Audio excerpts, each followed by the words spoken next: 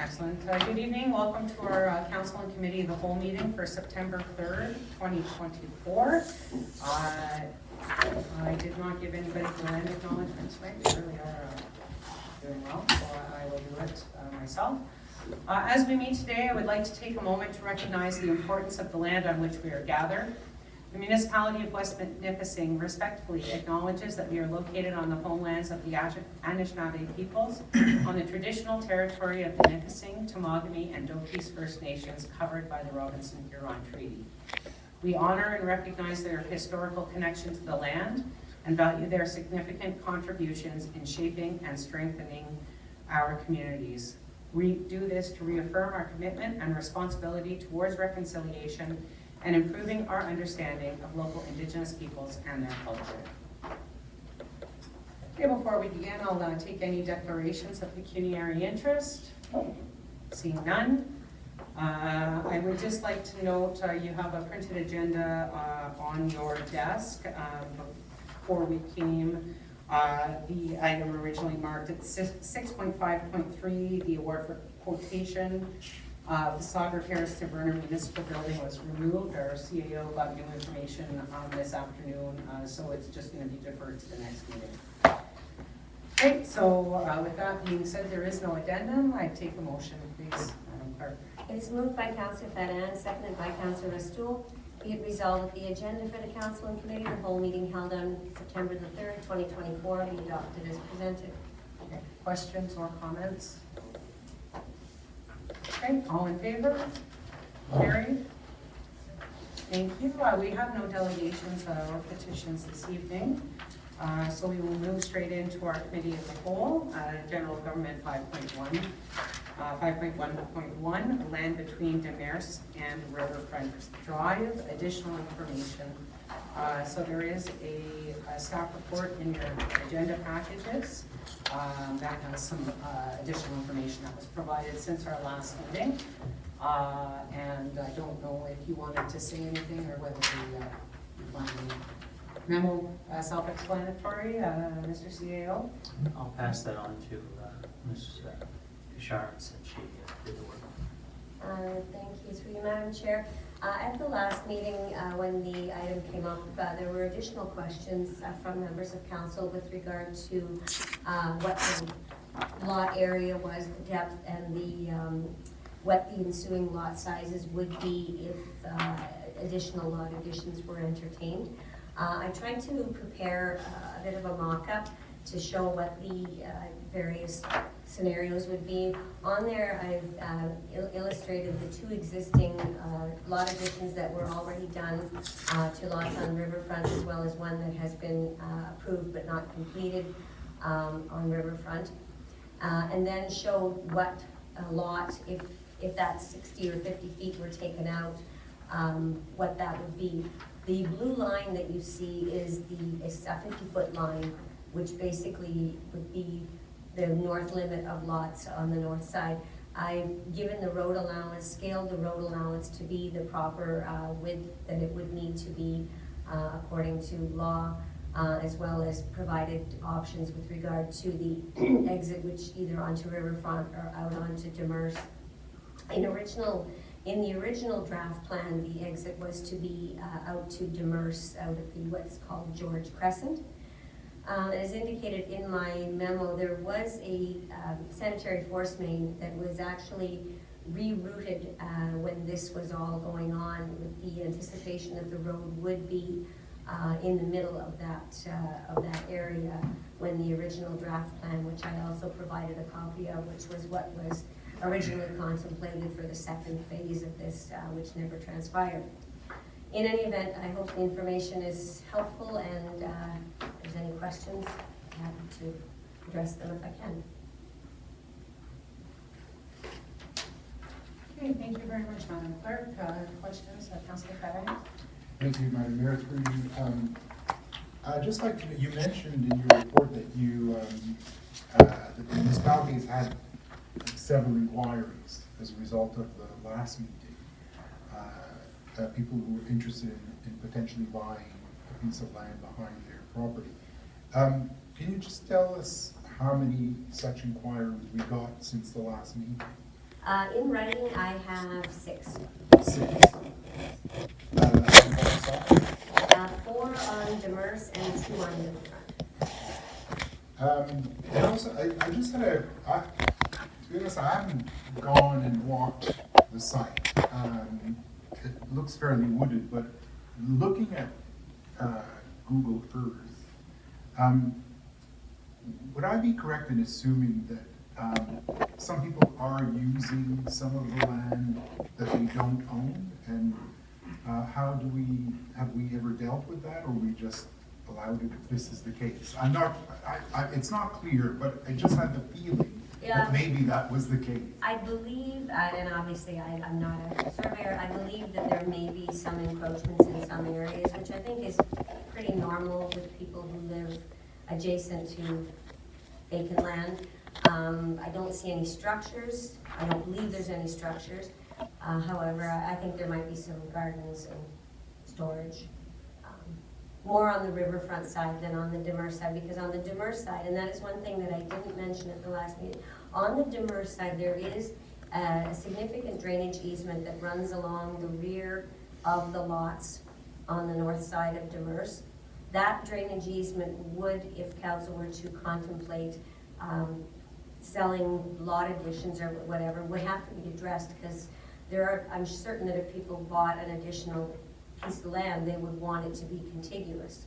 And there is a big ditch there, which would have to be either relocated or covered. And the original stormwater management plan for that subdivision, that's the drainage path that storm design was given at the time and what was approved. So it might be problematic on the Demers side because of that, the drainage, this infrastructure that's already there. Sorry, I'll just add, because there is a visual reference to that in the mapping. So when you zoom right in, you'll see behind the lots, part 9, part 10, part 11, that is where the drainage runs. So it's right at the back boundary of the properties that are on Demers Street. And you can see the kind of the thin line that runs along the north end of that. Council, did you have any other questions? So the second part of your question, if we had a complaint, we would certainly have to look at it, but I don't believe that we've ever had any complaints. Okay. But in terms of the number of inquiries, this is firm interest? Yes. People, and remind me, how much did we sell the others? The ones on Riverfront went for, I think, about $13,000. Okay, thank you. Okay, I'm going to go to Council Catherine first. Juste avant de commencer, un petit commentaire, je pense que 13 000, c'était un petit peu trop bon. 9 millions. La ligne bleue, ça veut dire que ça serait des lots de 50 pieds de creux. Oui. Alors, si tout le monde sur la rue Riverfront voudrait avoir un lot, une addition, il ne faudrait sûrement pas dépasser la ligne bleue. Non. Parce que si tu parles de ligne bleue, les lots à l'autre bord à la bord nord de le milieu peuvent être trop petits. Right. Okay. And saying that would not be available for Demers Street for people to buy a piece, because that's 50 feet. And I think that in my drawing, I did show what that would look like on the Demers side as well. No.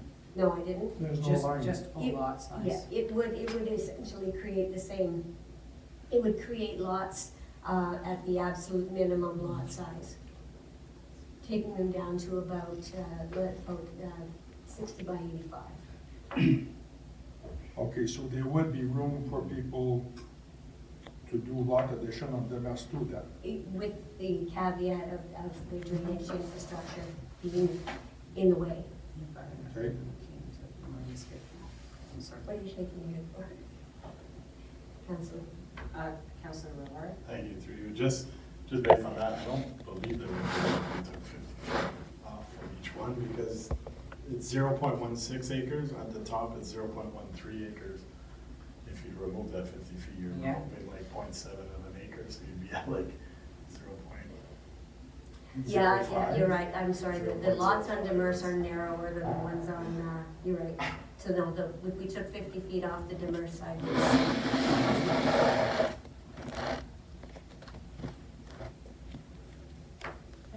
Okay, thank you. Councilor Stanton? So, thank you, Madam Mayor.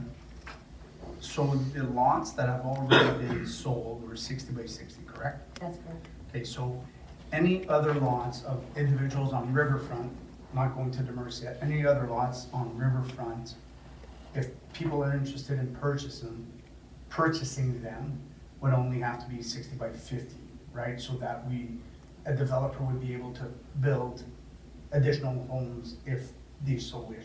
Would that make sense? That would be the recommendation if The council were yes, to, okay. not to go deeper than 50. Okay, and on the flip side, going to Demers, if it's only 30 feet and somebody's interested in the 60 by 30, which would leave enough to build, for a developer to build homes, would that make also sense?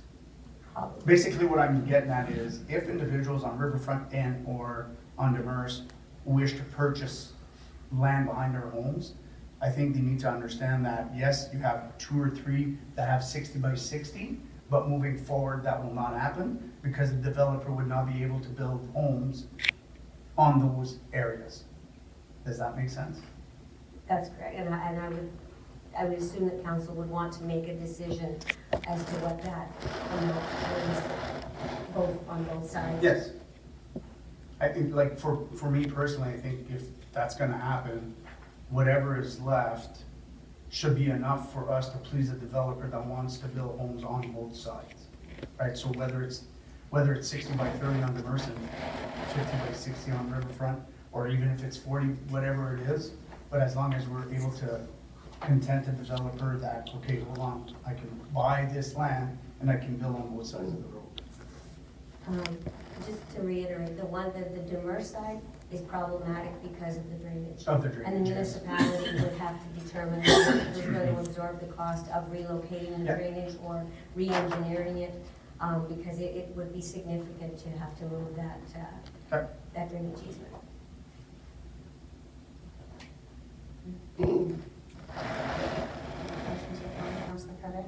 So just so I just want to make sure I understand. So in the cases where we have already sold the lots that cross the blue line, a developer could not mark out or carve out a smaller, slightly smaller lot in the new subdivision if there was. Yes, they could. But They it would could be still. the absolute minimum. Oh, okay. Also, we haven't really prevented a future developer from. No, Okay.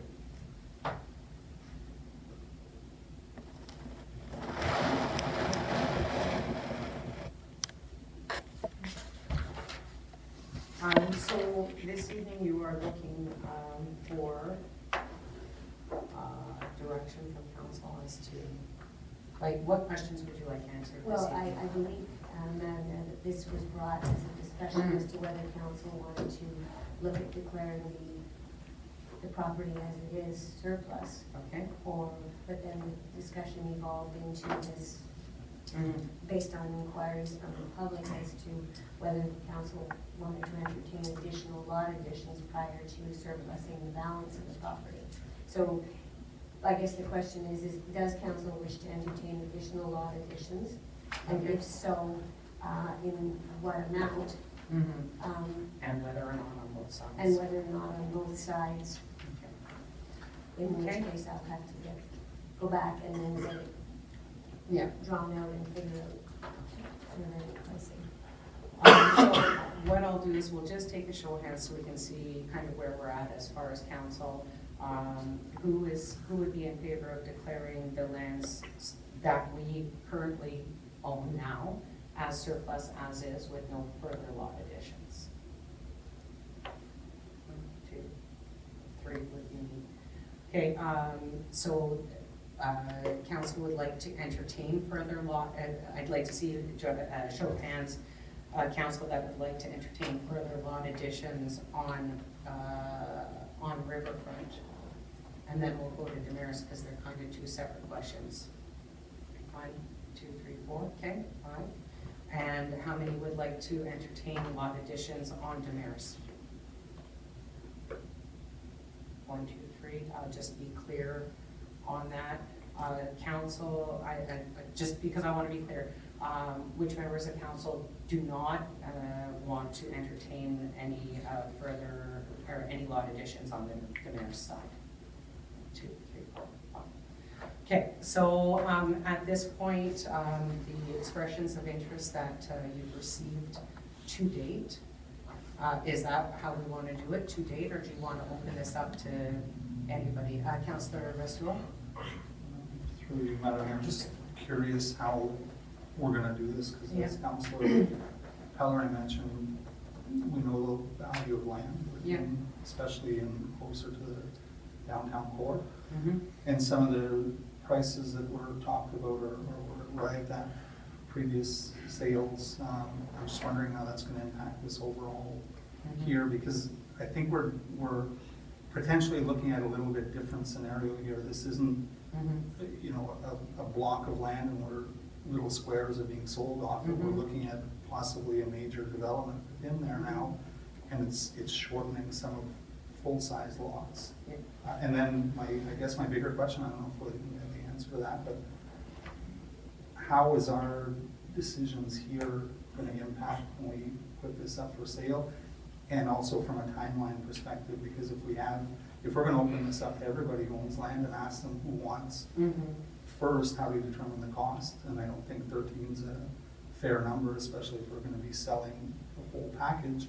But then from a time frame perspective, is it going to be months or a year, or how long do these people have to decide if they want it or not? And then how does that impact the overall project that we're looking at? Well, so you, Madam Chair, it would seem to me the council just agreed on that 50-foot line to the south portion of the Riverfront Drive lines. And so that survey could happen, carving that out and putting a line.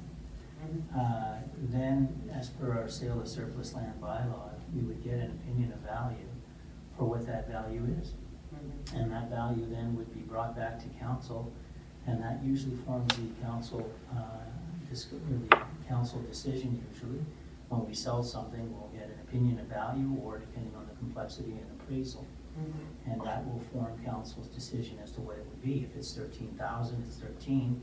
If it's 28,000, it's 28, then council has a decision to make. But, you know, things do change over time, you know, availability of land and what have you. So I think that regardless, given the nature of all of that land, you would probably want to get a very accurate opinion of what those lot additions would be, and that would be brought back to council, separate from declaring what after the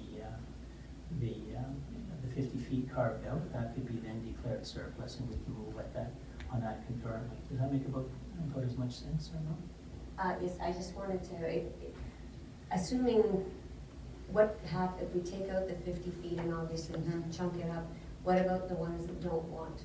What happens to those pieces? Do they get added to the overall surplus at the end? Or do we put a timeline on it if you don't That's a good point. within this period of time? Yeah, that's a good point. So, you know, perhaps, just thinking out loud, you would provide a note to all of them saying you have until such and such a time to decide, and the price would be, and then after that, then we would just carve out what we carve out. I'm all for getting rid of land and letting a developer deal with it. I mean, if you had my personal opinion about dealing with the private sector, I would sell it as is, and if they want to buy the additional land, there's nothing precluding them from buying it off a new developer anyway. But Councillor St. Thank you, Madam Chair. Just so we understand each other, a lot of the individuals contact me, because that's my word, and asked me how to go about it, and I basically said what I told them is until us as council determine its surplus and we decide to sell the whole thing, I said, reach out to the clerk. So I believe myself that we set a date, like Mr. Barbo said, that, you know what?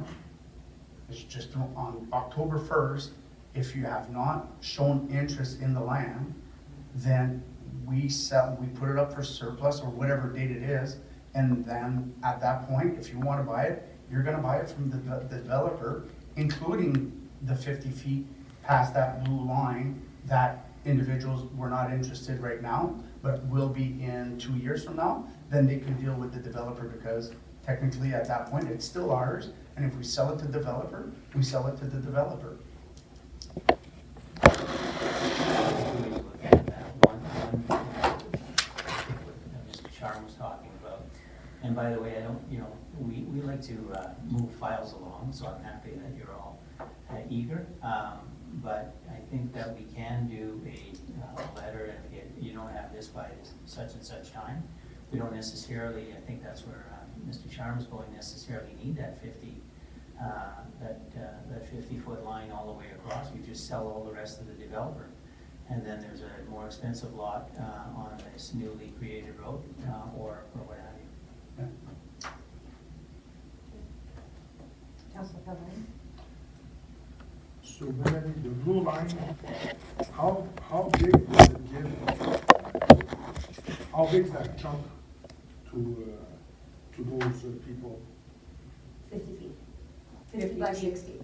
You know, the addition to the people on the, let's say if they buy that chunk, how big is that piece?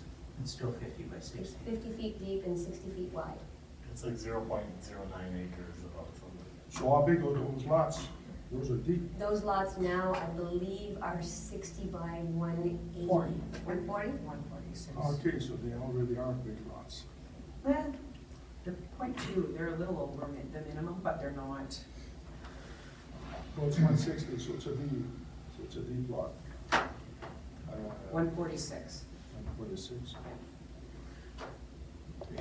No, I don't have a problem if people wanted to do an addition, and if that one person doesn't want it, well, if one day there's a subdivision, well, it's gonna be a bigger lot, so it's gonna be worth more. So we're not interfering in nothing. My other thought, like, we're not talking about putting this for sale right now, it's just, no, okay. Okay? Wow. Okay, thank you, that's it. Okay, So I think the recommendation is provide notice to the landowners on Riverfront Drive that they have until such a certain amount of time to provide an expression of interest, and then we would tabulate that, deal with those, and come back to council with what's left, and then declare what's left surplus. Does that sound about right? I trust the I would agree with that. I think we have to, whilst we have to maximize the value of the land, we also have to balance with fairness. And I think that those who may not have thought in the past that they could, there were indications in your report that, you know, some people were under the impression that these lots were not for sale, the additions. That's right? Through you, Madam Chair, for many years they weren't. There was always an uncertainty as to the disposition of the balance of that land due to the nonprofit housing circumstance. So prior councils had said, no, maybe not. Yeah, thank you. Except for the last council did approve the first one. That's Kind correct. of open Pandora's box on this stuff. So, yeah, and we've approved one recently, and so I really believe, I think we should make the land surplus, but we should give the opportunity to people who now want to buy some on Riverfront to do so.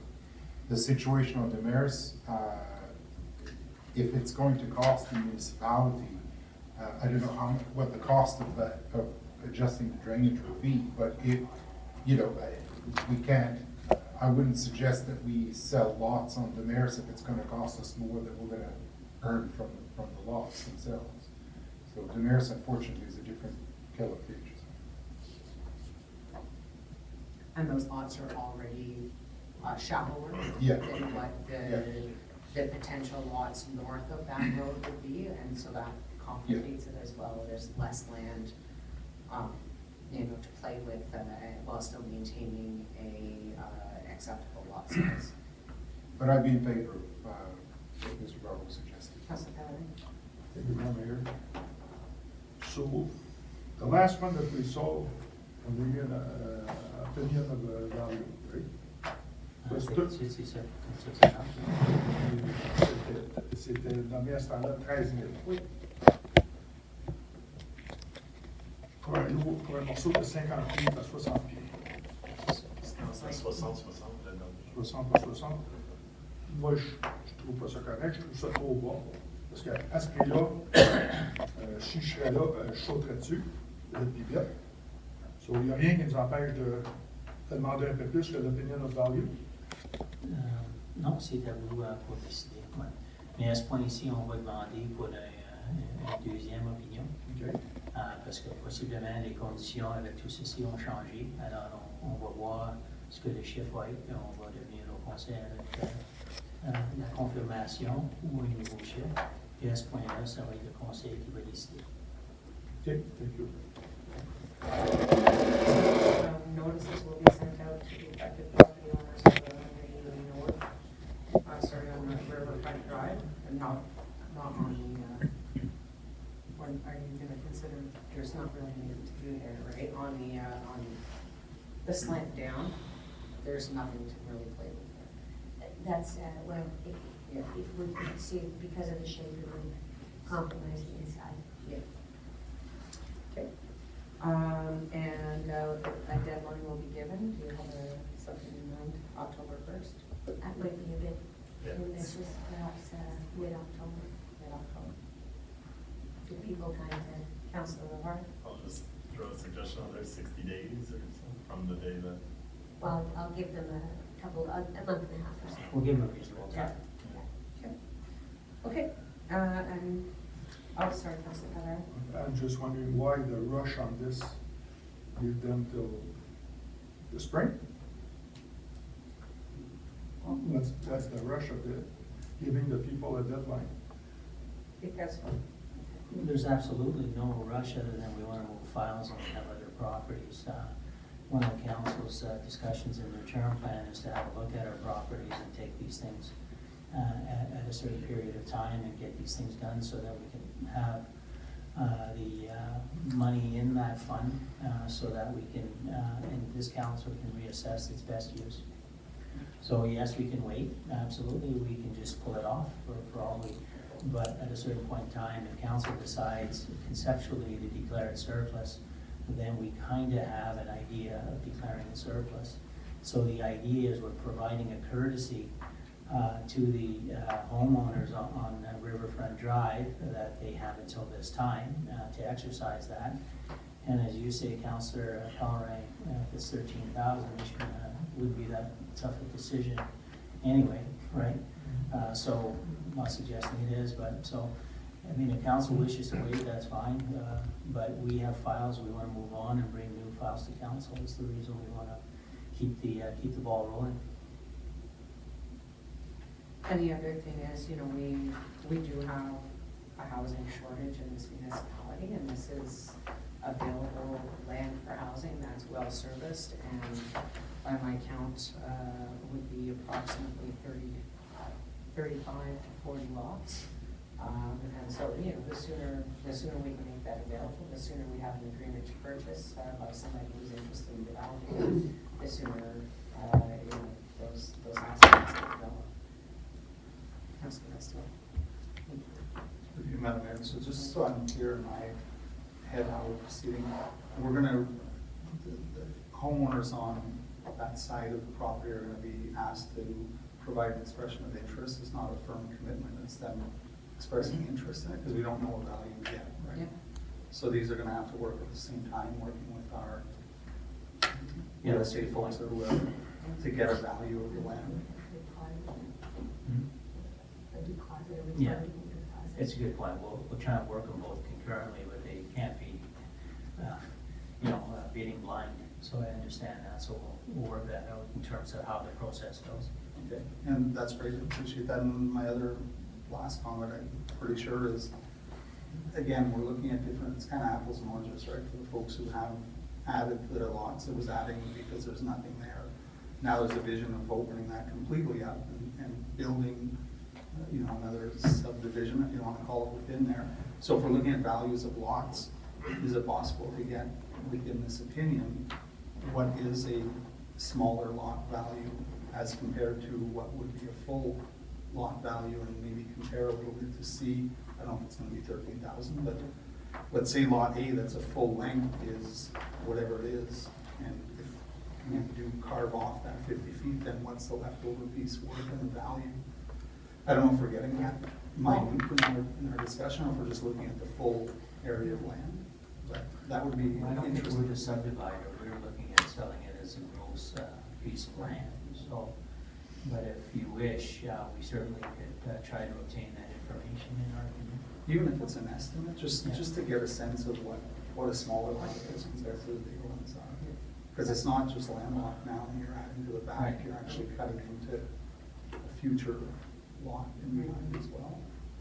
Well, a very long lot though, that typically are, that would be like an extended type of lot anyway, so I don't think you're hurting a normal lot. You're just basically adding value of an extreme lot. I'd raise the point as a sales pitch here as well, as that if I wanted to have a buffer between my backyard neighbors, now's the time. Sales pitch to sales pitch. Okay. So is everybody comfortable with the direction that staff has at this point to move forward with notice? And the operational side of it, as far as whether there's a deposit, is best left to the professionals, I think. We'll keep you informed. And then it'll come back to council after we have an idea of how many residents are interested, and work through all of that before we declare land surplus. Are you comfortable with that? Okay, thank you very much.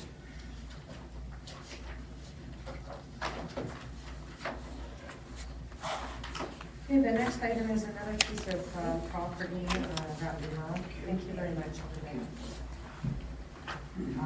And that is the Scouts Island property.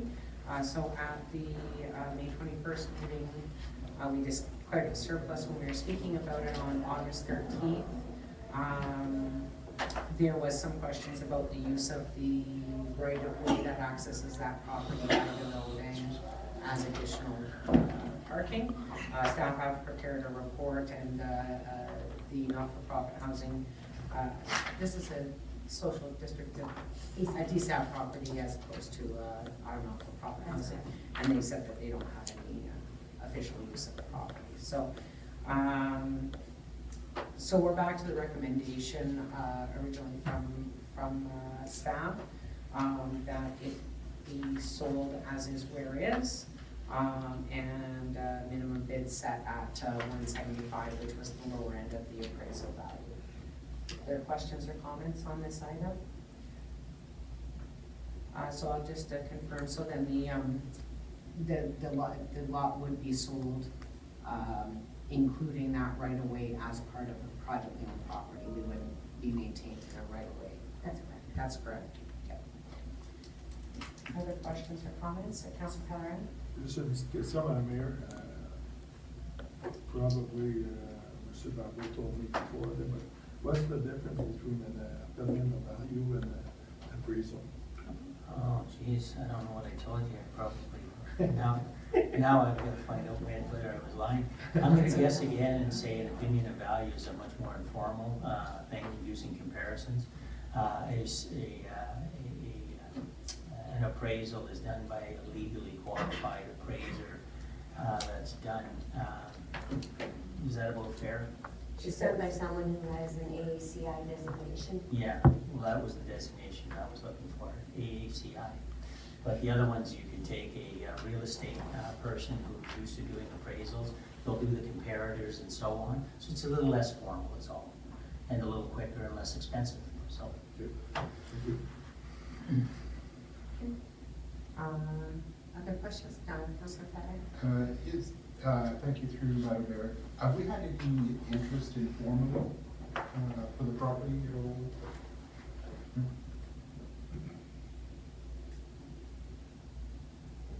Other questions?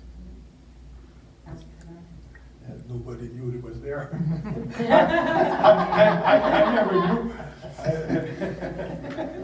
Just a couple of things. Thank you. Okay, so if there's no other questions or comments, I'll just look for kind of informal direction to have staff bring that declaration of surplus back. Oh, sorry. Thank you. Yeah, so then we'll move to, do you need a resolution to move forward with the tender process? Just, informal direction, go ahead. Okay. Informal direction to go ahead with the tender, and when we get offered, oh, do you have a question, Councilor? No, it's voting official. I like them. Councilor Still's got somewhere to be tonight. Okay, all in favor of moving forward with the process to publicly tender the land? Okay, great, awesome. Okay, next item on the agenda, ward boundary review.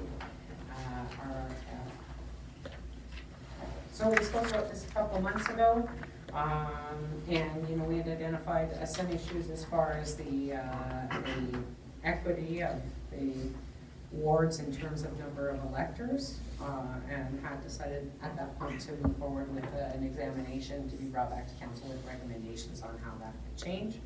The terms of reference have been drafted by staff, and they're looking for our approval to take that out for to get a consultant to do the work. Would you like to speak to that at all from Mr. Barbeau? No, that'd be a clerk issue. Thank you, Madam Mayor. I think the memorandum and the terms of reference document is fairly clear. As you'll note, and I think I noted, we have to move, if we're going to do this, we have to go fairly quickly. It has to be in place and adopted prior to January 1st of 2026 in order that MPAC can properly do the whatever it is they do with regard to the enumeration and so on and so forth. So we would want to move it out fairly quickly if council's agreeable. I think I got the basic gist that everyone was happy with the number of wards, everybody was happy with the number of councillors. There was just some thoughts that perhaps the actual geographic boundaries could be tweaked a bit. So that was why I kept the frame of reference in this too. Anybody have that? Councilor Pellerin? Good luck. Well, just because there's no camera, that'd be a little less formal, but back in the day, was there not a ministerial approval in your timelines prior to January 1, 2026? Doesn't it have The to ministry be, doesn't have to approve. not this? Nope. Okay. You don't- Thank you.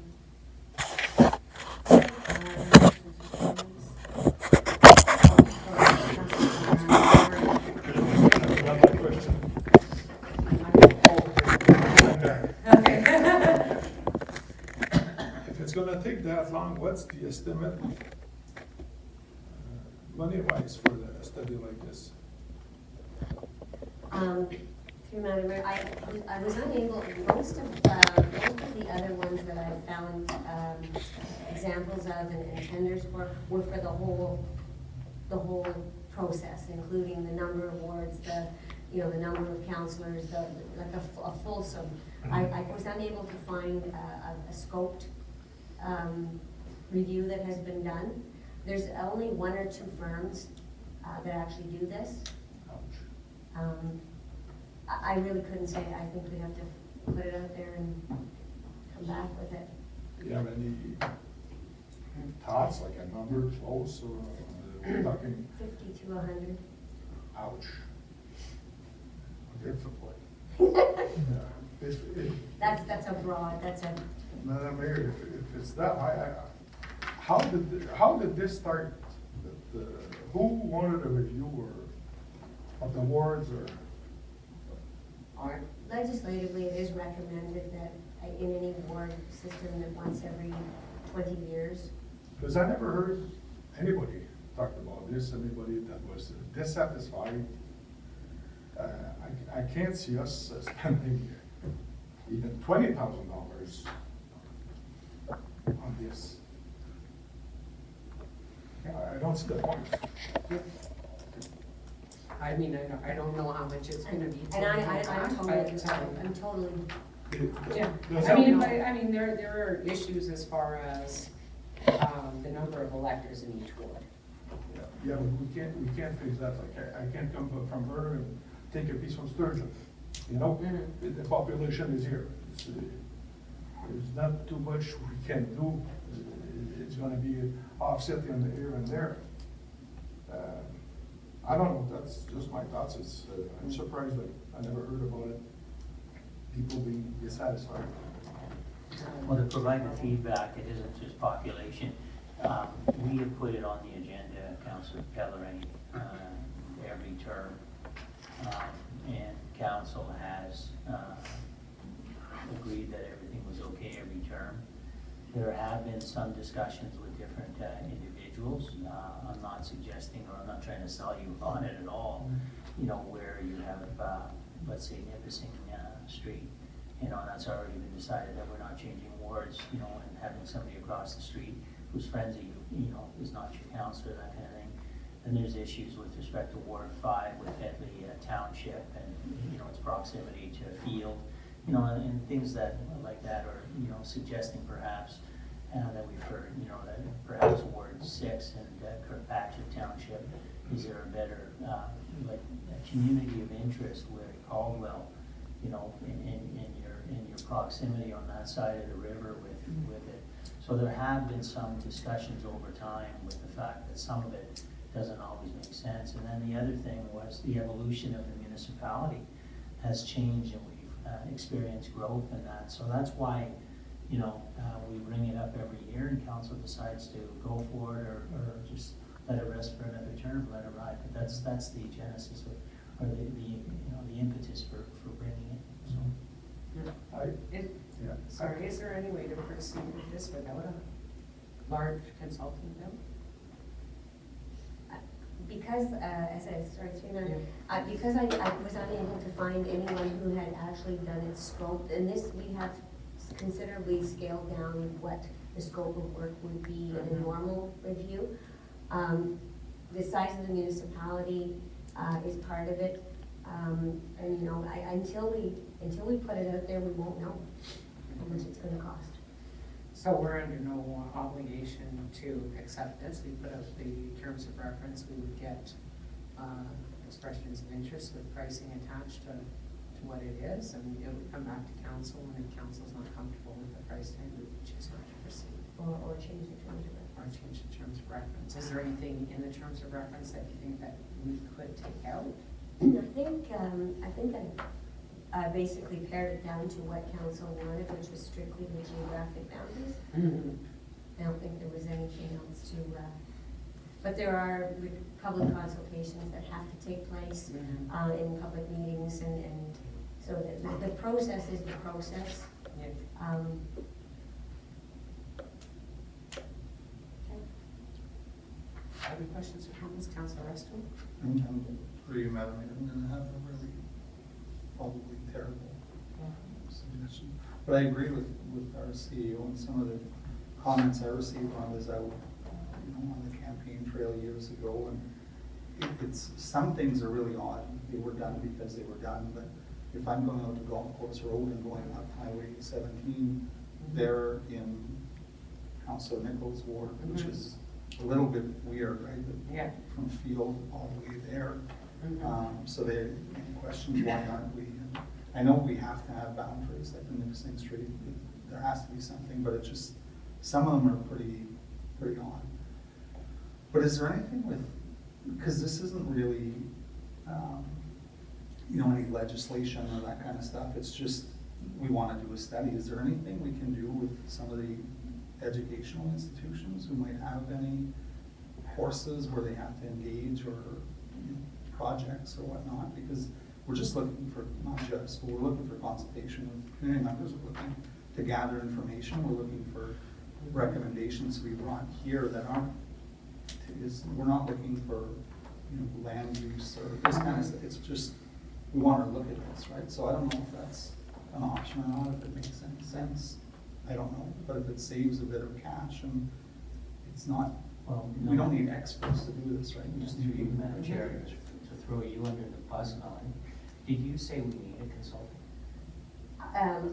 There's nothing legal, I've never seen it done, I couldn't find anybody who's ever done it themselves. So council can find or make a logical decision, do a public consultation, and if there's a handshake or an arm wrestle, whatever way you want to deal with it between Katie and you on Pedley as an example, or whatever, and things that are glaringly obvious, and then notify that nobody would disagree with. I mean, that is an option then?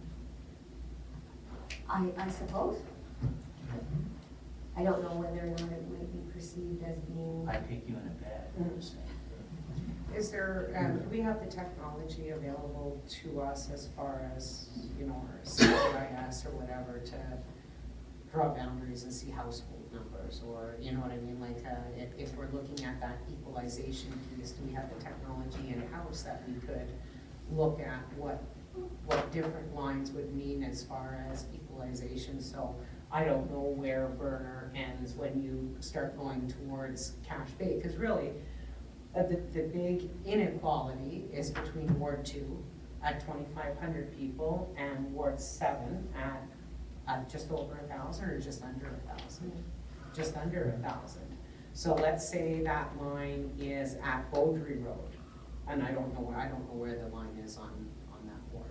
That Bowdry Road. Here's what Is it Beaudry? For the win? That was just my guess, because that would have made sense. You know, do you take it, what would happen if you took it to Arcan? What would happen, you know, like Arcan's really where Cache Bay proper starts, right? So, you know, like, do we have the technology to see what that would do? We probably do, and I don't want to speak out of turn. Sometimes these things get very political. Mm-hmm.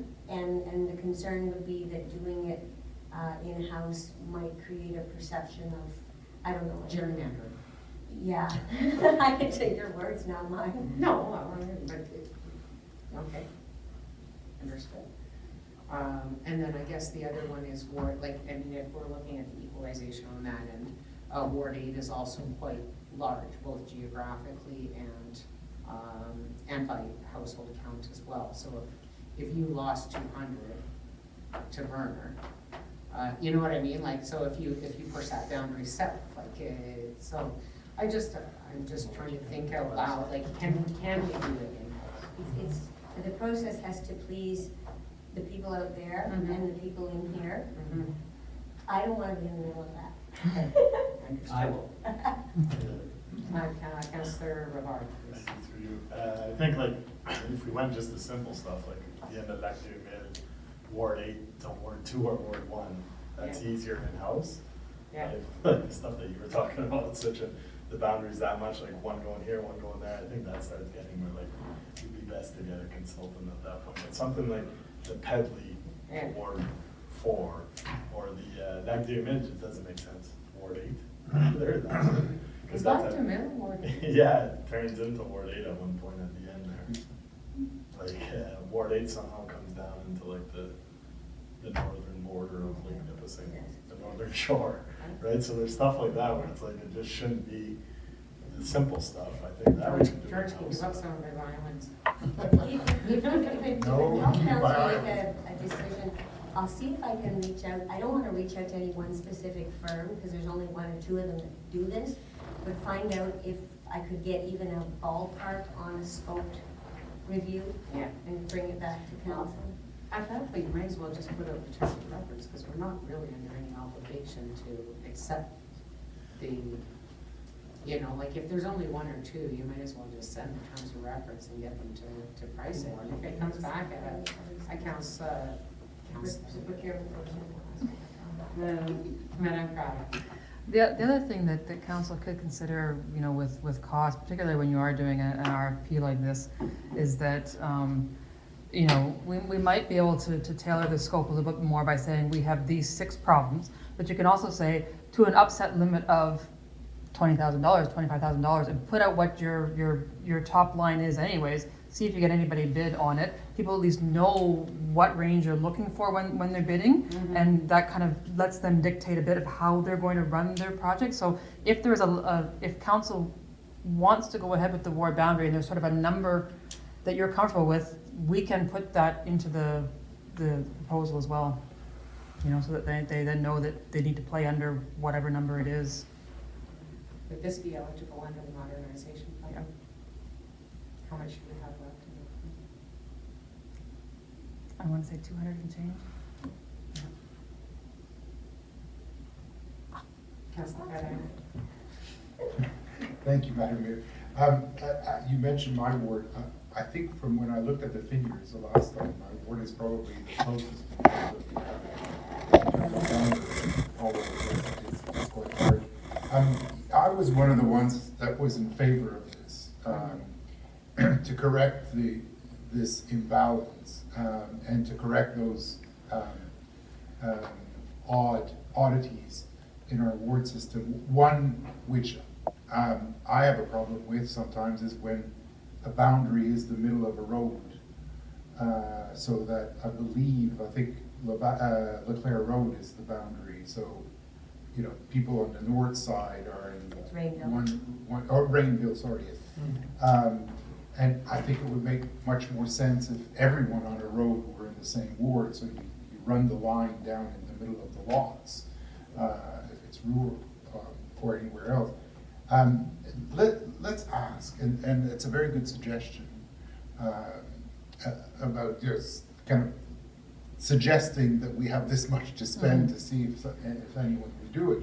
Let's also remember that this is something we are doing once every, it's now been what, 25 years it's been.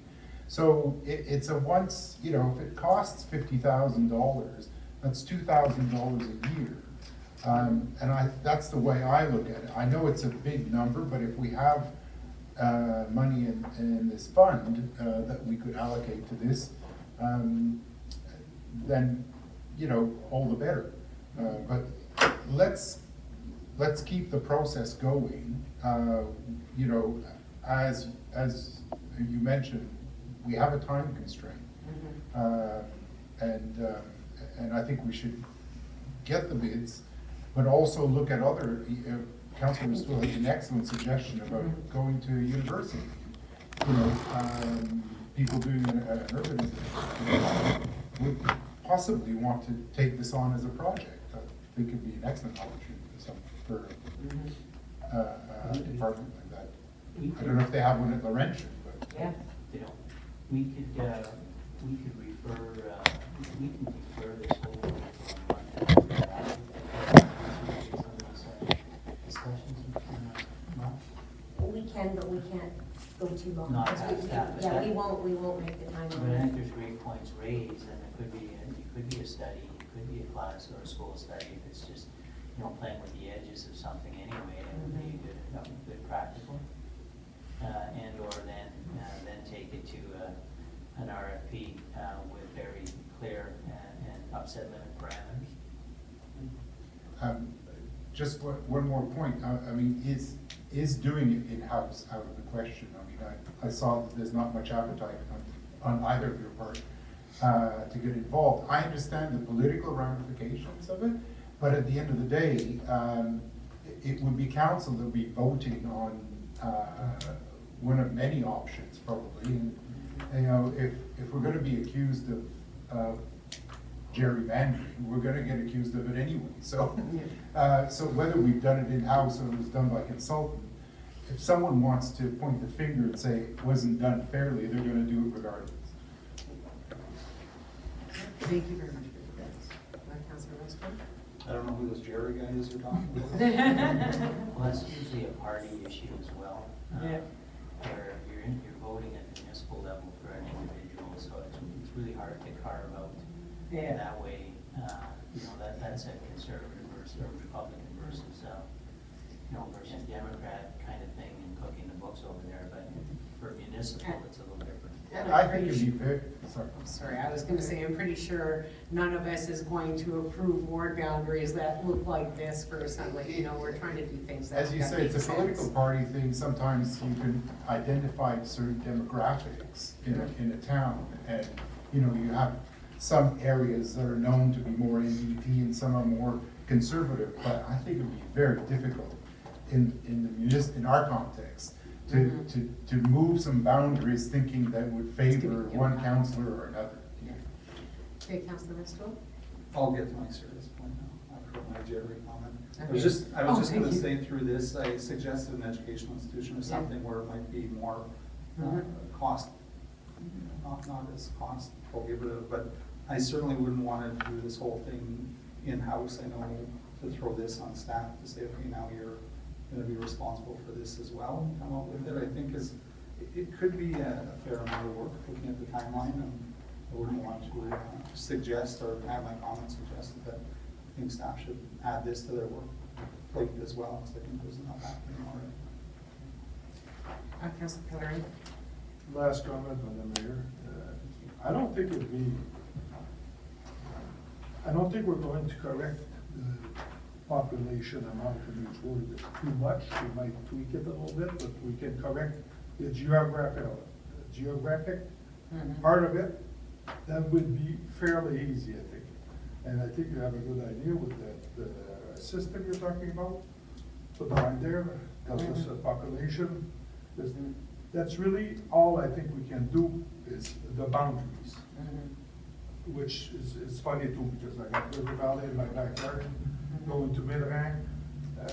You know, this could be a piece that goes to Vernon, a piece from the Midrang, from George, going there. It'd be easy to fix. I just thought Cash Lake should be Ward 7.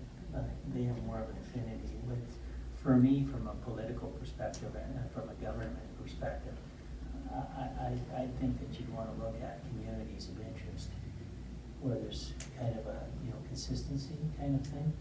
And that's why you're looking at, you know, let's say looking at Pedley, do they have an affinity towards that way?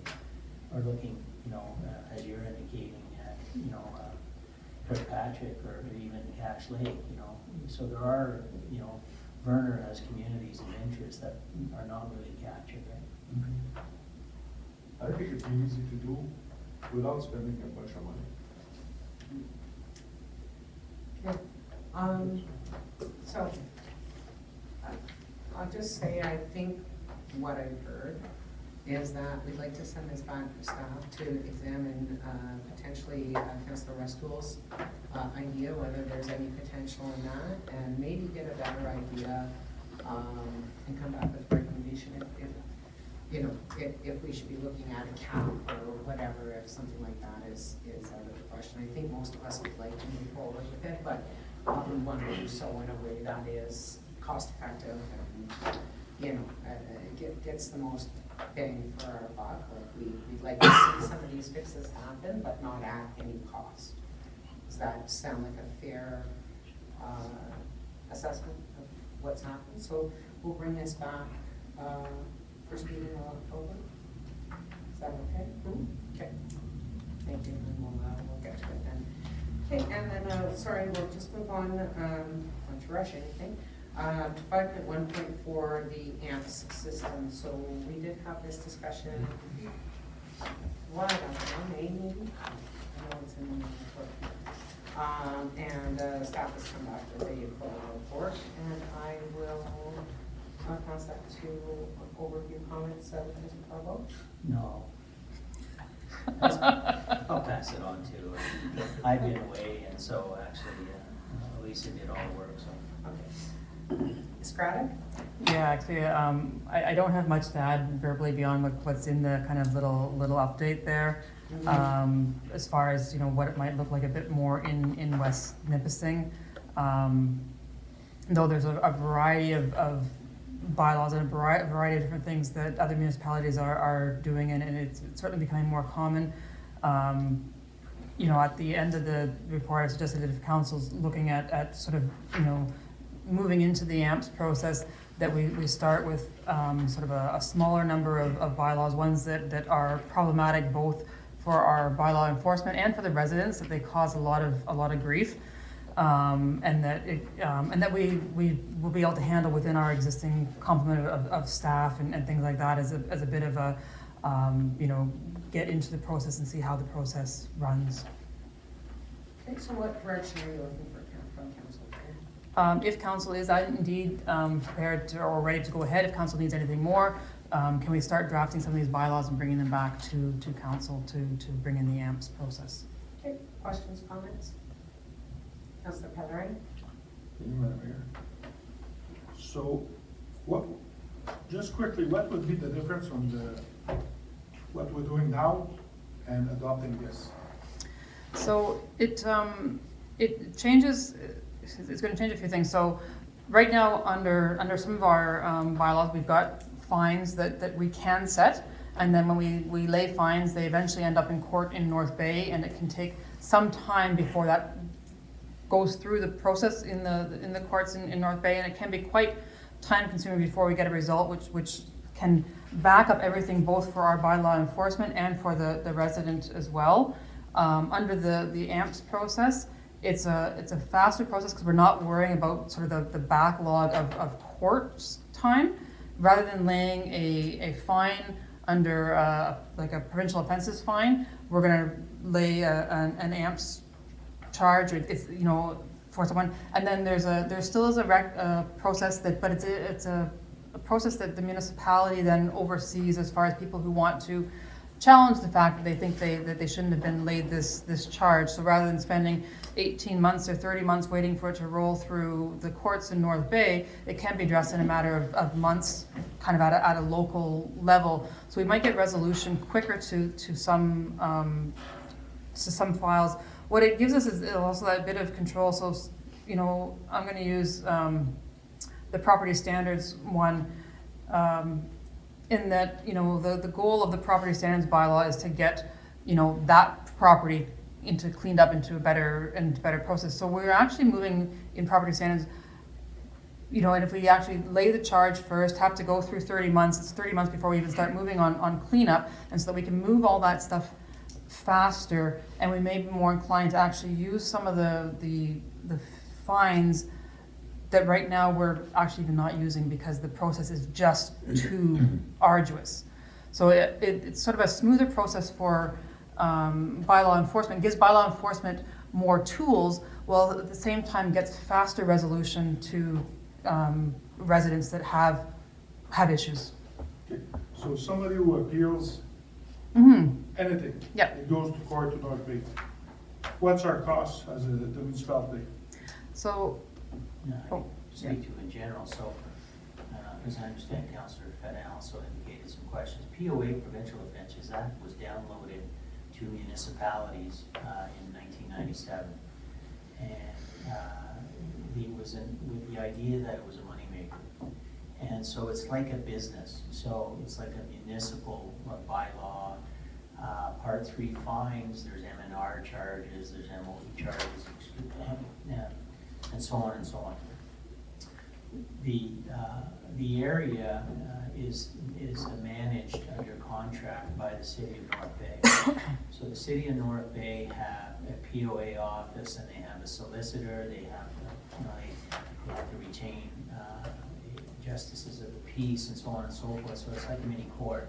So all of the fines in this catchment area basically go to this site and then are managed by this site. There's a ton of overhead. In fact, East Ferris and I have been talking about trying, if we serve notice to the province that we might want to disband that POA and give it back to the province. When I started here, and this is like 20 years ago, dollars, we were collecting about $200,000 net profit, and that is net of all of the cost of goods sold. Let's say if you're talking private sector, and then it's been slowly eroded that we actually owe money this year. I think 30. No, they revised it, and it's actually 2022, it's the last reconciliation we have, and it's 13,000 that we It's owe. 13,000, okay. We Yeah. paid. Yeah, so it's Yeah. gotten so bad that there's no value. So the way it's managed is there are 5 CAOs that come together once a year. I'm one of them, and we basically, grill North Bay about why they're doing this and why they're doing that. And so it's become onerous. And so this system we'd still have POA, but this system is a lot more streamlined and would provide us with much better return on our work with our bylaw enforcement and better output and compliance as well. So, Okay, so on page 25, it says, under hearing, it says, we need a screening officer and a hearing officer. Probably hearing officer part-time, I don't know. I believe French River has trouble finding one, or hiring one. So what would be the cost under that scenario to us? So the decision, I believe, the screening officer is a local position such as the clerk, or it could be somebody that we assign. So there's no difference, it's just an additional duty Which would mean an extra pay for that person, I assume, because if they're doing more. Potentially, but potentially not. I mean, that's an open thing. But, and I don't want to speak to HR in an open meeting, but there might be some people that have similar type duties now who can take it on additionally, because the workload isn't that great with respect to that. The hearing officer is one where they farm out and they share between St. Charles, do they not? Yeah, so that's what, the hearing officer is generally an external one, and again, it depends on the size municipality. So French River was using somebody from another municipality, it may be St. Charles, that had the similar, and it is one of those things where, the 3 municipalities could get together and it just, we trade back and forth. So there may be some fees attached to that. What I will add to Mr. Barbo's statement about POA though, is that sometimes their lawyer, the Crown, has got a conflict, and then we have to go hire our own lawyer to process the POA pay that within it as well. So, the hearing officer would be somebody who was paid kind of on a file rather than like as used rather than on regular payroll. Yeah. We paid out of our own pocket for some of our building code offenses, where we've had to actually pay in addition to POA. I'm just wondering, money-wise, are we just trading 4 quarters for $1? It's hard to say.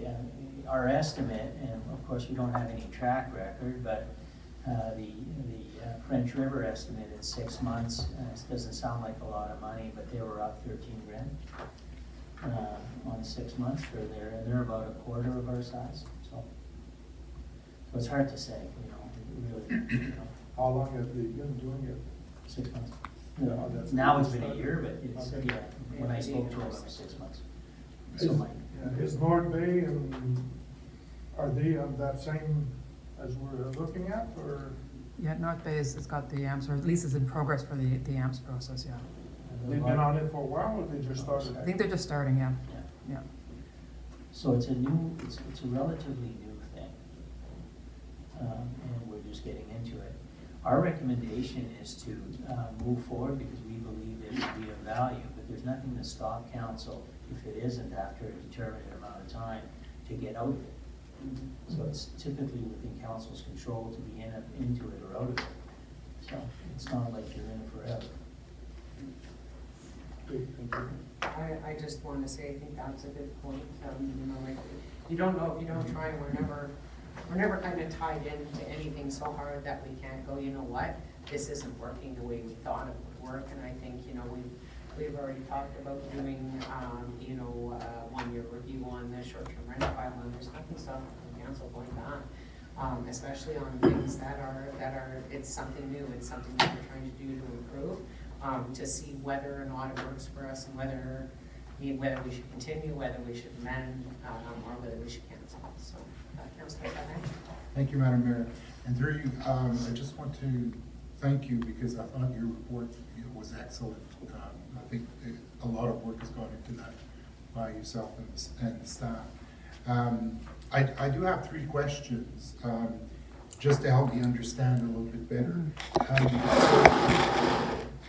My first question, I'm not sure whether it was answered already, but what percentage do we get to keep of a fine that's imposed with the POA system? And I didn't quite understand the sentence on page 29 that said revenue from fines going directly to the town rather than shared with other municipalities. What does that mean? Is there a sharing of these fines with the POA system? Yeah, that's what Mr. Barr was explaining, is So that, I apologize. So it's Nipissing District, and so it's on, I believe, and our population has increased, but it was around the 15% mark. But having said that, you're also collecting 15% of other people's fines too, right? So it's a district kind of pooling. Problem is, as I indicated, is you're collecting 15% of nothing right now because your cost of goods sold are much higher. And that's the problem with it right now, is that you have to pay the expenses of processing, court costs, all of that. Then you collect the net profit is sent to the municipalities on a once-a-year reconciliation basis. So we're in negative territory. We're right now, for the first time in the last 2 years, in negative territory, and it's been steadily declining. So have we done a financial benefit analysis? How much we would likely to earn if we did move to AMPS? Well, no, but for a few reasons, is that the enforcement part of the municipality is in the process of evolution, and when you're taking it to certain courts, wording has to be happening, there has to be, you have to, name your 3rd child and all that kind of thing, so it's been very hard to basically do some enforcement. We are doing enforcement, we are laying paper where we can, but, and I don't want to describe where we still have difficulty. This takes all that away anyway, so it's been very hard to do a pro forma what we've been getting, because typically we've been all over the map with bylaw enforcement. We've had none. We've had local police back in the day, 2019. So there's really been a difficult time to get that baseline of data for what you would logically want. Okay. And my 3rd question is, and this is something I noticed with the short-term rental bylaw, that the fines that were in the bylaw originally, and some of them amounted to $1,750, were reduced by the court to $500. And I didn't quite understand why that was, but if we were to move to AMPS, does that mean that we could restore those fines to $1,750 that we originally had set? Is it the court that decided it was too high? So it is the court that decides. It's the justice of the court that basically we provide recommendations on set fine. They either agree or they disagree and alter, and then they determine. AMPS, it's because she wrote the report, I let her comment. yeah, so you do have the ability to set your AMPs. However, AMPs is not designed to be punitive, right? So you can't say, well, I'm going to make this a $25,000 fine just because. It's administrative. Yeah, yeah, could you go from the 500 back up to the 750? Probably. I would just be careful on how much you deviated, just because you don't want it to be a punitive thing. But certainly you do have some of that flexibility back in, because it is your fines based on your cost, based on, yes. Thank you. Thank you. I'd just like to comment to Mr. Bubbles' point about the kind of flux nature of bylaw enforcement over the years. And you weren't here when we started this term, but when we started this term, the municipality had 0 bylaw enforcement officers. And we approved the change from 2 part-time positions to a full-time position during our first budget deliberations, the March following. and we hired one, and then with the budget that we did last November for 2024, we added an additional 0.5. So, you know, it's hard to have the data because it really, you know, I think the system is working well now. We have Chief managing the bylaw enforcement part of it, which I think is also kind of new for us here, and it seems to be working well. So it really is kind of flux, but I do find it encouraging that French River is posting increases in revenues, because when we do get to the variance report later on, you'll see, you know, like we aren't even anywhere close to cost recovery on bylaw enforcement within the municipality. And I believe that a system like this will give our officers better tools. Because I think right now, even in some cases, is there, you know, they ask themselves, is there even a point to writing a ticket or a fine because it's an 18-month or a 24-month or a 30-month process? And, you know, like, is the fine actually ever going to be collected? So I think that those are things that we have to consider.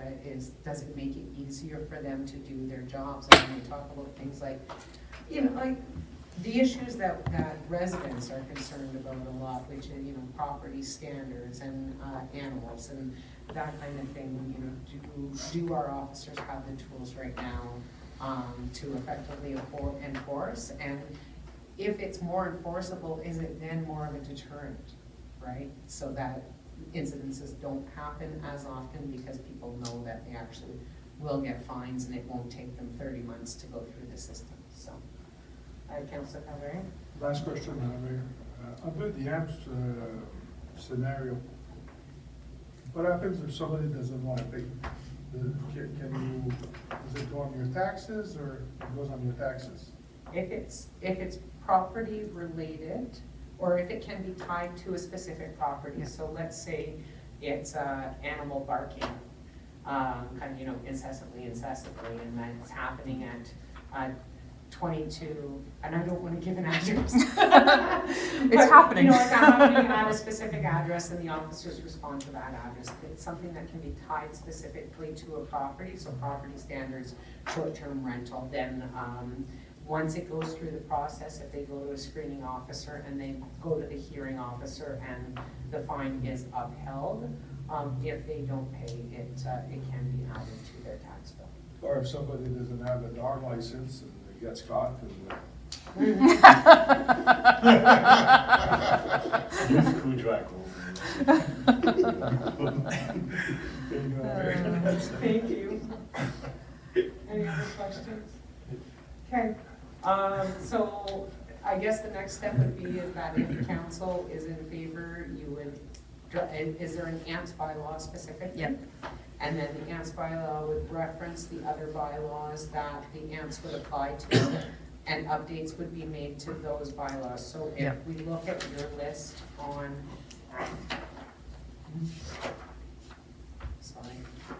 on page 22 of the agenda, you recommended starting with traffic, parking, property standards, outdoor burning, short-term rentals, and animal control. And private entrances. And which? Private entrances?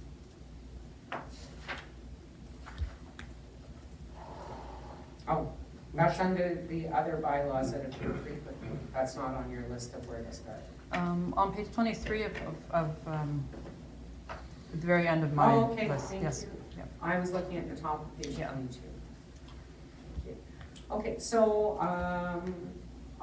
informally, I'd just like to see how many councillors are interested in proceeding along the path of implementing an AMPS program within the municipality. It's great. And I'll just take on page 23 at the bottom, there are 6 common bylaws that AMPS would apply to. And I'd just like to see your consensus that we start with those 6, and then. which page is Page 23, the very last bullet list, says traffic and parking, property standards, burning, outdoor burning, short-term rentals, animal control, and private entrances. Okay, yeah. Okay? Madam Mayor, can I Yes. just, thank you. Why limit ourselves to those 6? Why not noise, for example? Why not, if we're gonna do it, why not do it for all of them? I mean, I have my opinion on why staff is recommending it, but I think I'd like to hear from staff, but I would say kind of like start, build a foundation and see how it goes before we amend every bylaw in the book, but, And Madam Mayor, that's exactly it, is that I was looking at just a list of the ones that are kind of the, thorns, like I said, thorns on our side and thorns on residents' side, but that still gave us just a bit of time to develop a process, develop a foundation to do it well within our existing complement of staff, and then look at the others.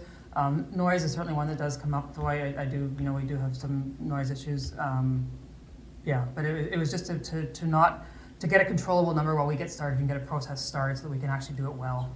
So, once we bring it back to bylaw, first, we're also gonna have to answer some questions about screening officer, hearing officer before, because that forms part of the bylaw.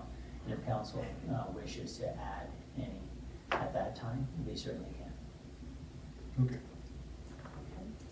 because, I mean, if noise is a big one, we could ask that to be on the original list if you would like. I would definitely push for noise and littering to be added to the list, but if there's gonna be an opportunity later. then Littering let's is do it. tough because how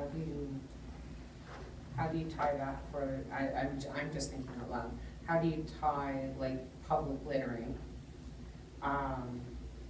to a property or to be collectible?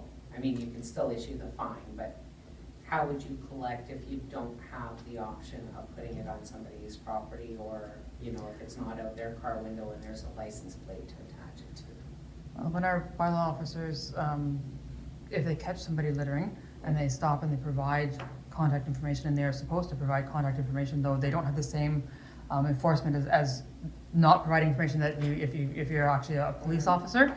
But if they provide contact information and that contact information is a homeowner within the municipality, it still ties back. Are you speaking more about dumping, like where there's like All garbage bags with like, Fly tipping, littering, anything, but if you say that. you what's can- fly tipping? Fly tipping is people who go and dump like a whole truckload of Oh, material okay. somewhere at the end of a road in a bush somewhere. It's different, as opposed to throwing a coffee cup out of a car. Yeah, okay. But if you can tie that back to a resident or a homeowner, then Mhm. Yeah. Okay, let me, So sorry. it's still the same thing. Yeah, I think that we'll bring back the Bring draft back the end bylaw to bylaw. be discussed, Okay. but there's a few little finer points on the bylaw that need to be kind of nailed down, and then we'll be bringing that, and we'll be bringing a recommendation, and then you can choose which bylaws at that time. okay, is that okay? Yep. Okay, Councilor Perrin? Last question, just curious, private entrances, what's, People who put in illegal culverts. So if they put a culvert in without permission, or put in a second culvert, or put in a culvert badly, that's our private entrances. Okay. Councilor Russell is ready to vote. We said yes to go ahead with the AMPS. We'll bring it back as a bylaw, and we can discuss the specific tree of bylaws that will go underneath that, then those will go back for amending, correct? Mhm. Okay, thank you. Thank you.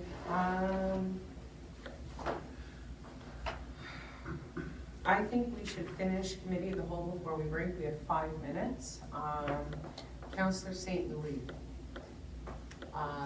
Since Councillor Tessier is not with us and you are on the planning committee, would you wish to chair the next part of the discussion for us? I would be more than happy if I would have been made aware before, but absolutely. Thank you. I will pass the floor to Councillor St. Louis. Thank you, Madam Mayor. So, just look what it is. Under planning of committee section 5.2.1, we have an agenda item for minimum dwelling size. The agenda item was brought forward by Councillor Nichol, and I will pass it over to her to discuss it. Thank you. Through you, Mr. Chair.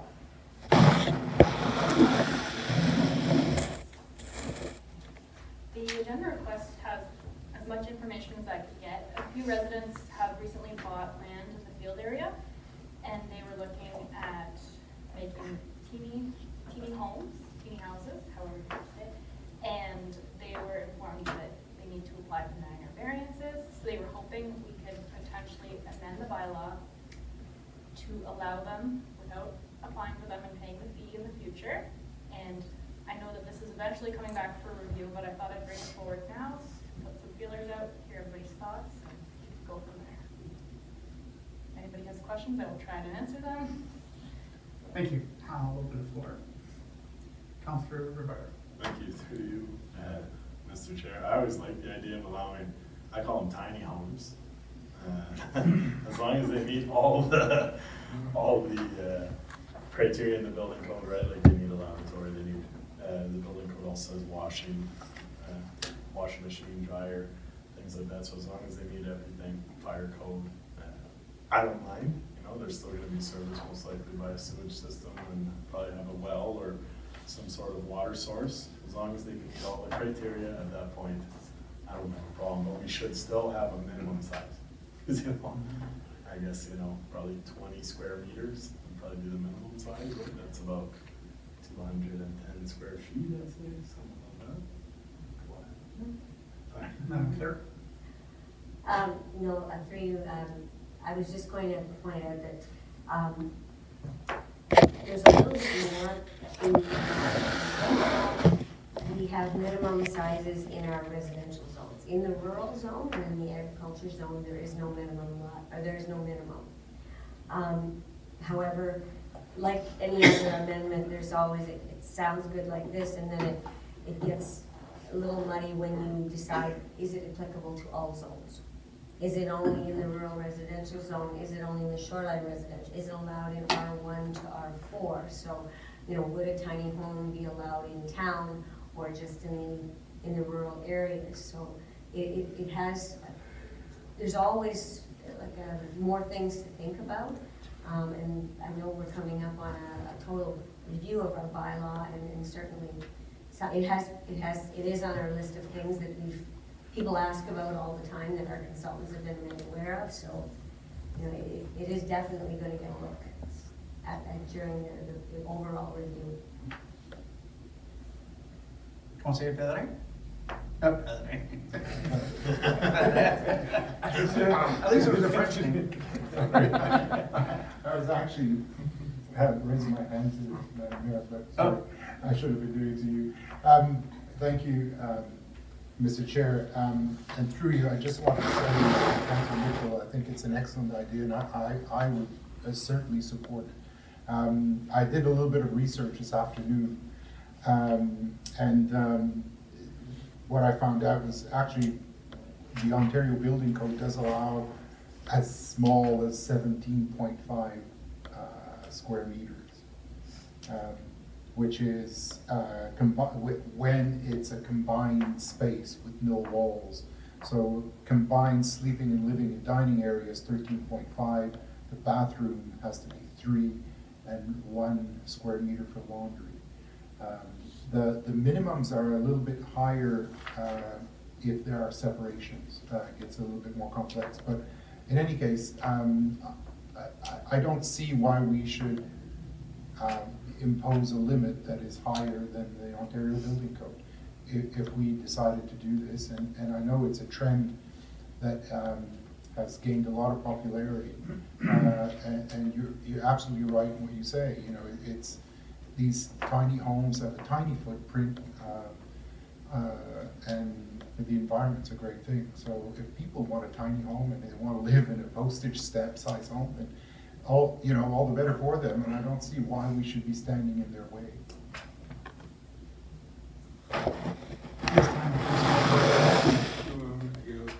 Mr. Chair, I agree with Councilor Nichols, because one of my first home was actually 28 by 14 feet that I had moved from La Claire to Verner. So that's under 400 feet. So I had a bedroom, a kitchen, living room together, and it was great, my first house. So I'm all for it. Thank you. Anyone else?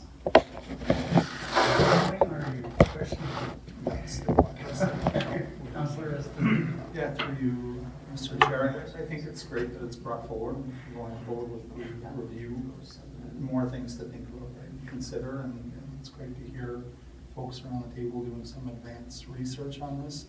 Got a little bit of PTSD from our clerk when she started talking about the different residential zones. And where I had that like chicken or egg, I don't know what we're doing here, we're doing this first, we're doing this later. But, no, I think it's, I'd support looking at this when we talk about the overall. Thank you. Madam Mayor? Yeah, I would say the same. I think it's a great idea, and I think it's something that we can look at in the zoning bylaw changes. I just wouldn't want to get into start piecemealing zoning bylaw changes. We did have 2 weeks ago the first official meeting of the official plan review with the consultants and our planning advisory committee. So it is a process that we've already started, and there will likely be several changes to the zoning bylaw that come from the official plan update, which is all mandated by the government that we undergo this review and update at the 10-year mark, which was 3 years ago during COVID. So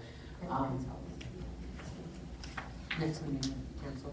Okay, and Madam Clerk just informed me, and I do remember that being said, so the consultants who are working on the official plan update will be giving a delegation to our next council meeting to start talking about that. In the meantime, the variance process is available for residents who are interested in going underneath the minimum size, and again, those do not apply to the residential, or sorry, the rural or the agricultural zones. But I just wouldn't want to start piecemealing the same way, I had brought up the building height changes and such, and there are, I think, some other things that will be addressed through the zoning bylaw that will modernize us, but I would not want to kind of go in and piecemeal something now just to go back and do the full review 6 months from now. Councillor Renard. Thank you, just, Oh, I'm sorry. Oh. I'm sorry. I was looking at Through you you, as Mr. well. Chair, I Sorry. apologize. I've been waiting Councillor on you. Renard. Sorry.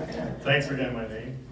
On the topic of the planning committee, I just think another good point would be that it kind of encourages people to follow the right steps and get a building permit, because right now, if someone buys a property and they know they're not allowed, but that's what they want, they may end up putting up a shed that's 160 square feet, but then turn it into, and then start building on. I've seen some stuff like this, and then it's very sad, because they meet all the criteria, like fire rating, washroom, but a building official can't give a building permit because it doesn't meet that minimum size. Yet, Joe Schmo has been living there for 5 years, and now he has to find a different home or something, so there's that aspect to it as well, where it's a good idea to bring forward. Thank you. Any other questions? Pass it back to you, Madam Mayor. Or are you looking for direction? Yeah.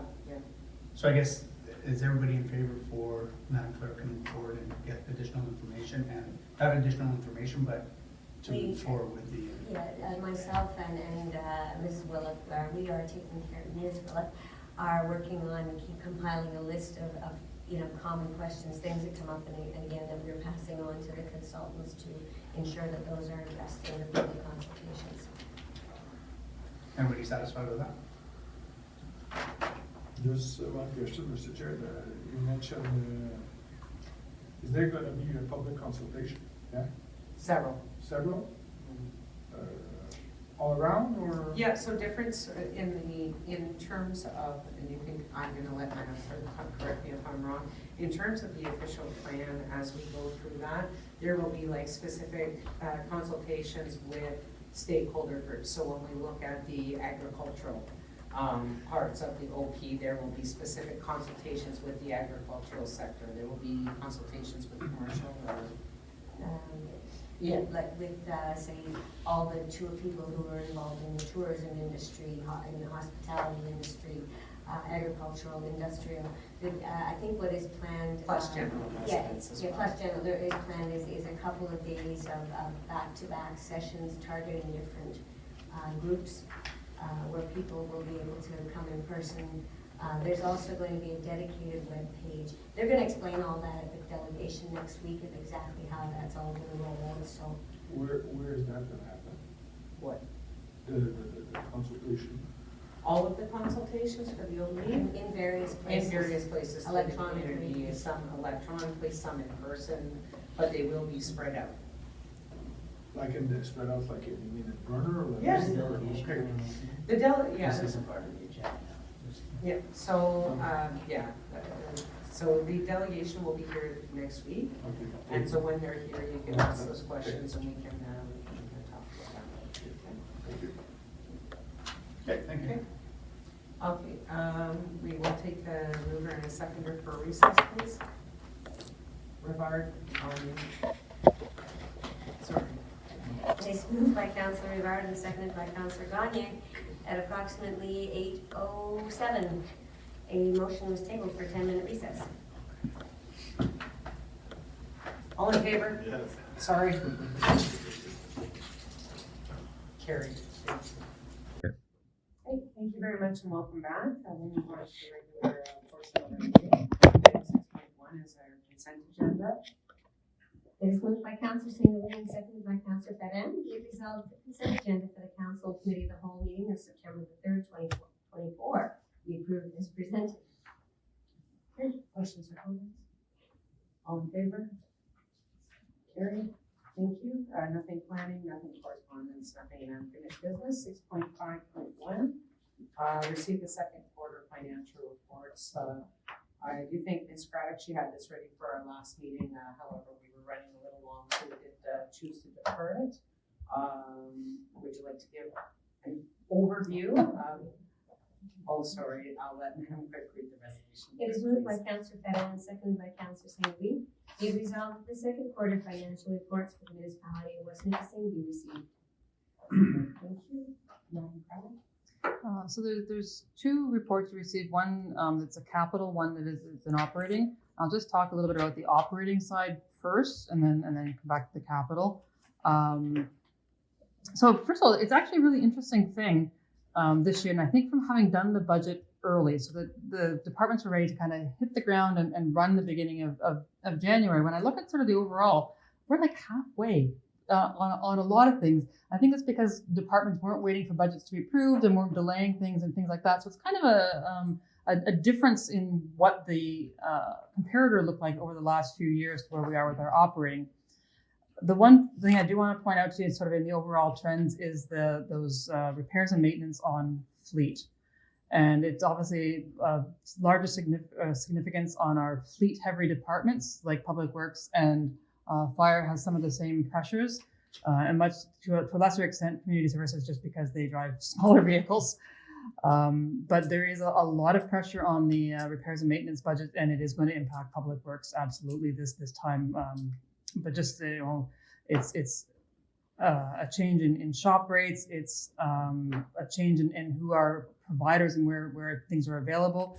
We're running into a little bit of just, where machines are all automated, everything must go back to manufacturers and things like that. Just a lot of challenges. And then, we went through COVID with the difficulty in getting parts. Now we can get parts, they just cost a lot. So, when we come back into budgets, we expect to see some of that corrected. And as I said, it is going to impact Public Works overall budget this year. Overall, though, the overall budget is in a reasonable condition, though. General government, just that over the years, when we get our supplemental taxes billed, generally we get them after final goes out. So final goes out in June, and supplemental billing usually happens after that. Over the last couple of years, we've been a bit more aggressive in our budgeting for supplemental billing, and MPAC does a good job of staying on top of where our properties are. So I am expecting our supplemental billing to come in kind of according to budget, but I'm not expecting that we can find, great windfalls or extra revenue in supplemental billing this year. I expect it to come in at budget. As I said, with Public Works, their biggest concern is going to be that repairs and maintenance. They have some other lines that have got some pressures on them, but nothing that I'm really concerned about. It is that repairs and maintenance. And as I said, what we're looking at now is that the Public Works budget will not be able to bring their department in on budget. So the rest of the municipality budget needs to be able to account for what's likely going to happen with Public Works. Right now, within the overall budget, I'm comfortable that that's going to be able to happen across the other departments, but Public Works itself is going to have an issue. Community Services, contributing to the revenue expectations, doing a good job there. So program revenue and daily use passage are both already have exceeded budget, so we're in good position there. I mentioned sort of as of June that Marina had a slow start. When I'm looking at where we are now with Marina, they've caught up. So the Marina's doing okay this season. We talked about fire again. So fire revenue, they do a lot of response that is not just municipal fire. So we do get revenue from the MTO when they respond to assist with accidents on the highway. Training costs we knew was coming as a pressure. It took a little while to catch up because of, even actually with COVID and the recovery after COVID, we weren't into training a lot. So we are now seeing that those training costs, we have been budgeting increased training costs in fire because of we knew that fire college closure was going to impact us. Building and planning are the rock stars of the of the municipality this year.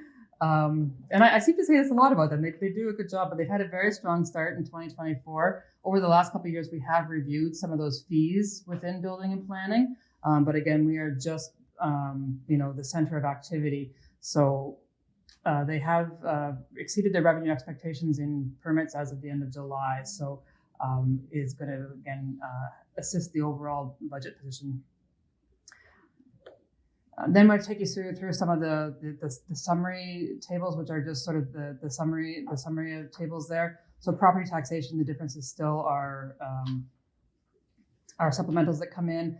Payments in lieu, the difference is the hydro dam tax that is still coming in.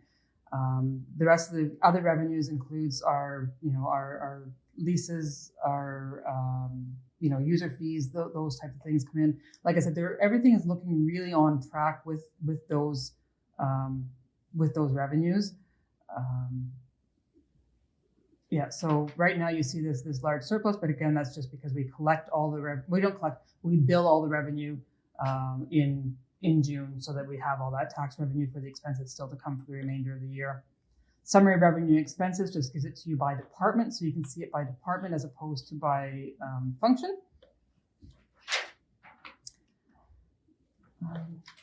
Madam Mayor, do you want me to pause here? Or do you want me to move over to the capital? So I think we should pause in operating and deal with that and then move on to capital, if that's okay. So I would open the floor to any questions or comments regarding the operating side of things that I'm just went through. Okay, I'll start us off. When you talk about the fleet expenses for Public Works, obviously that's a concern. Is the expectation we're spending more this year so then everything will be better next year? Or are we looking at just a general kind of infrastructure, like the fleet deficit as far as like what's the condition of the overall fleet once these repairs are done?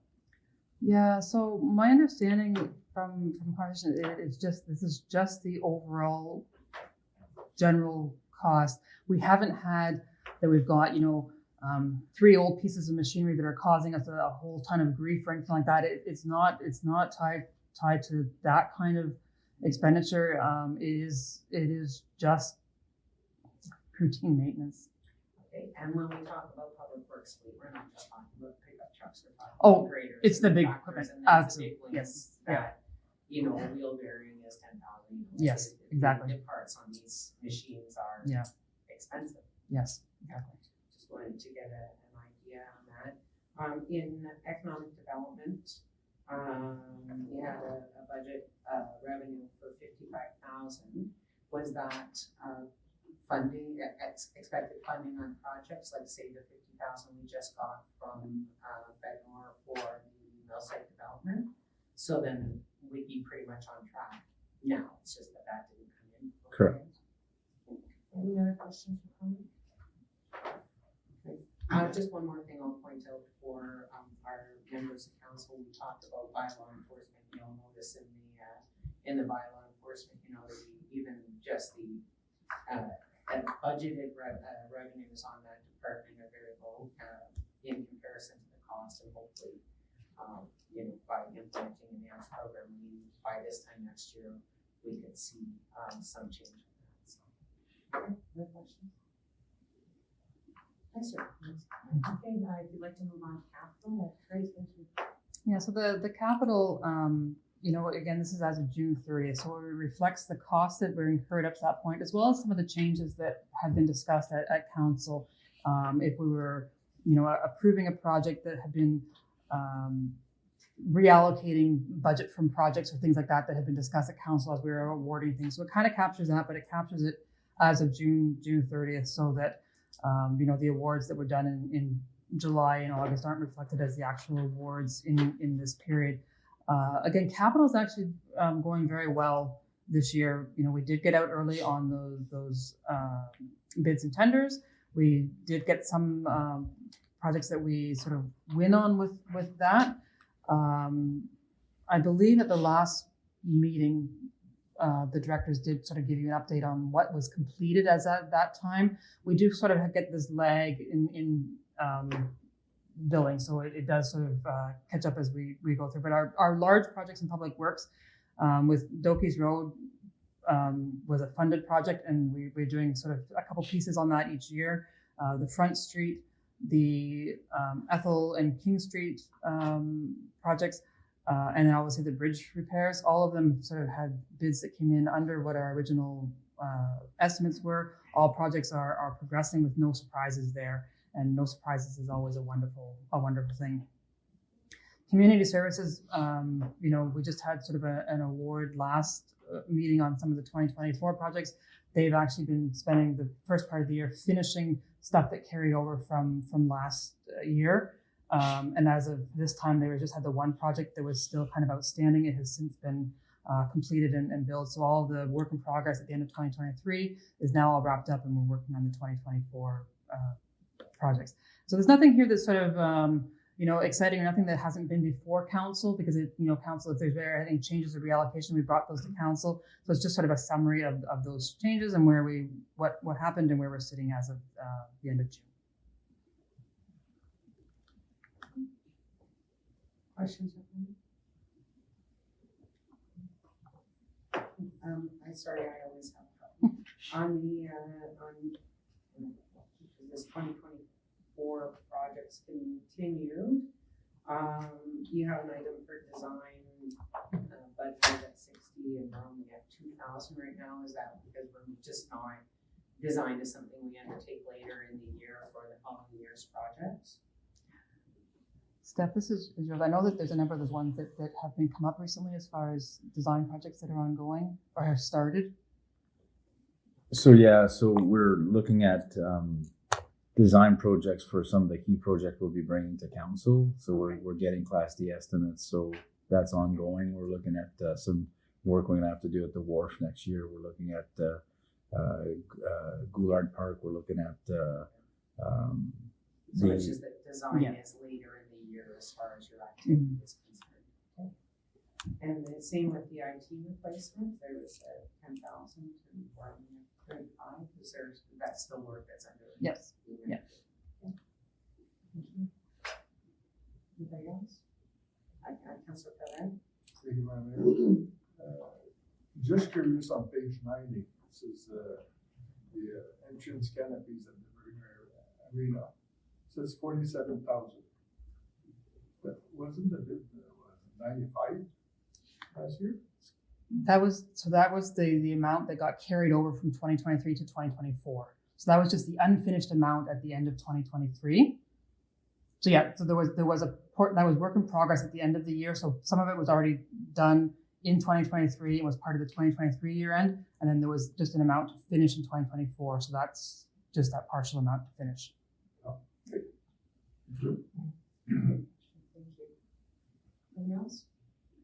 Okay, if there's no further questions, we do have a motion on the floor to be received.